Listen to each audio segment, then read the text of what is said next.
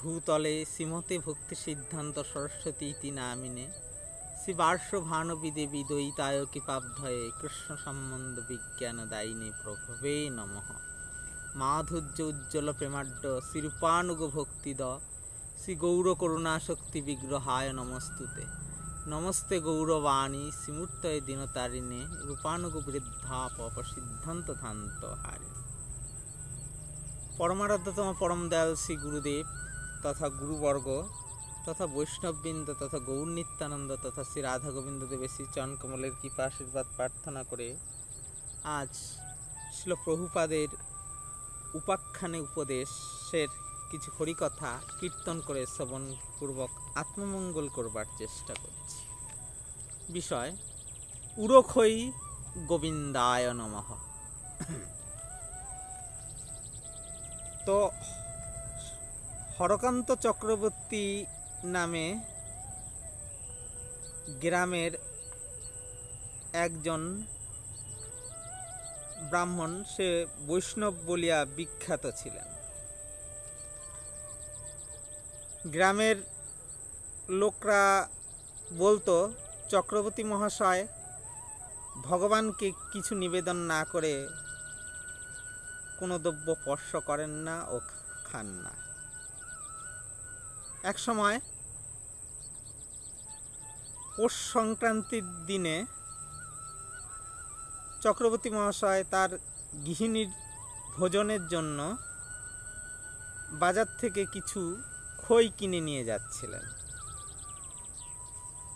হঠাৎ বাতাসের এক ঝাপটায় খইগুলি কাগজের ঠোঙা হতে উড়ে যেতে লাগলো।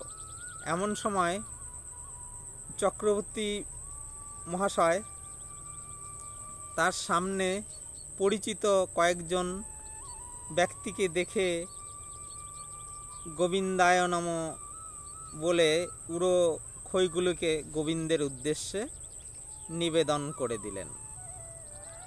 এইদিকে চক্রবর্তী মহাশয়ের গৃহিণী মানে তার স্ত্রী তার স্বামীর ফিরতে বিলম্ব দেখে তাকে খোঁজবার জন্য তার পুত্রকে পাঠিয়ে দিলেন। সরল বালক পথে তার পিতাকে দেখে সকলের সামনেই অন্তঃপুরের কথা সরলভাবে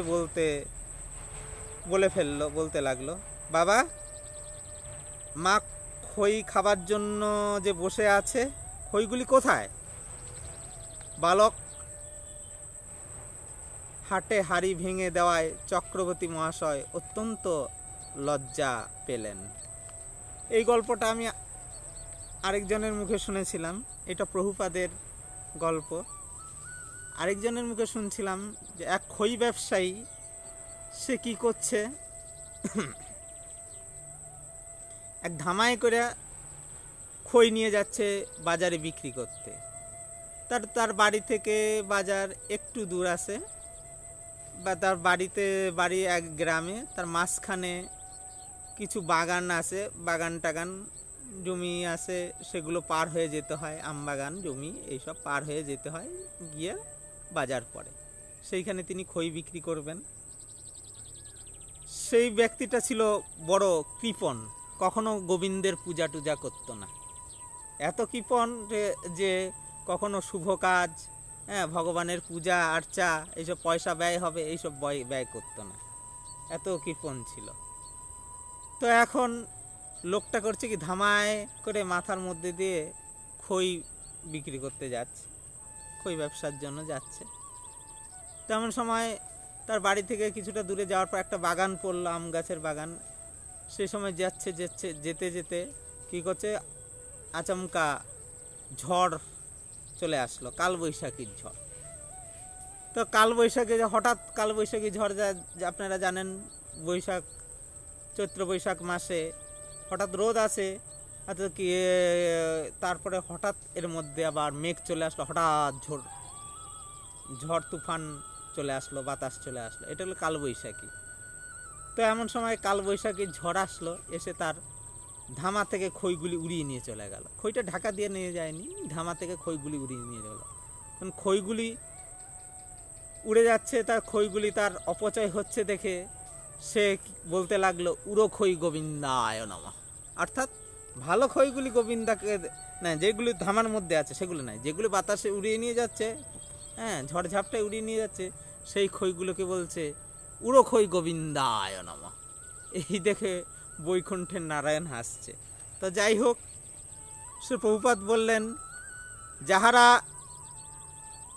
নিজেরা ভোগ করিবার জন্য ব্যস্ত, অথচ বাহিরে লোকের নিকট হইতে ধার্মিকের প্রতিষ্ঠা পাইতেও ইচ্ছুক, হ্যাঁ সেই সকল ব্যক্তির সাধুতা বা ধার্মিকতার অভিনয় কেবল কপটতা মাত্র।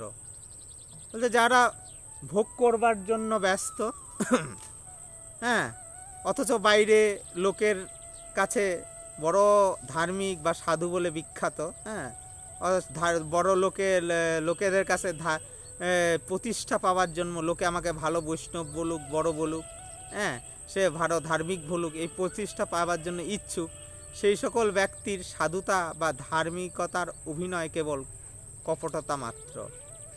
খইগুলি নিজের ভোগের জন্য আনিত হইয়াছে, কিন্তু দৈবক্রমে ওইগুলি ভোগ করিতে পারা যাইতেছে না দেখিয়া উহাকে ভগবানের উদ্দেশ্যে নিবেদন করিবার অভিনয় ও ভগবানের প্রকৃত সেবা নহে। হ্যাঁ বিষয়ী ব্যক্তিগণ শতচেষ্টা সত্ত্বেও ধন জন প্রভৃতি রক্ষা করিতে না পারিলে ভগবান সবই তোমার, তুমি রাখিলে রাখিতে পারো, মারিলে মারিতে পারো, এইরূপ যে সকল উক্তি করিয়া থাকে তাহা প্রকৃতপক্ষে শরণাগতির কথা নহে।